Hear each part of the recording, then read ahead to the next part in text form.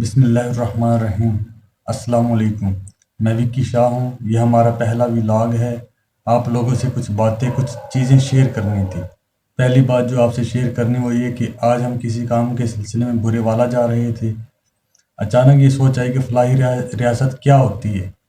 فلاحی ریاست وہ ہوتی ہے جو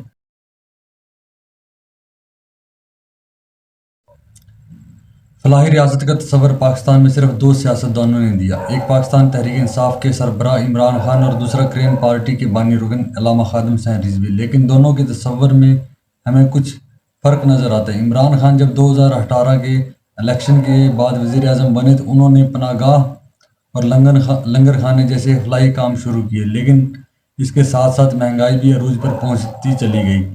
ضروریات کی چیزیں عوام کی پہنچ سے دور ہونے لگی، جبکہ علامہ خادم حسین رضوی کی فلاحی ریاست کے تصور میں یہ بات شامل کی گئی کہ بیوہ اور یتیموں کی ضروریات یونین کونسل لیول پر ان کے گھر تک پہنچائی جائیں گی۔ اور ایک چیز یہ کہ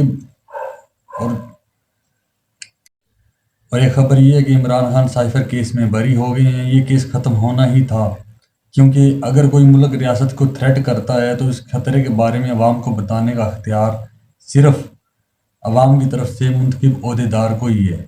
شکریہ۔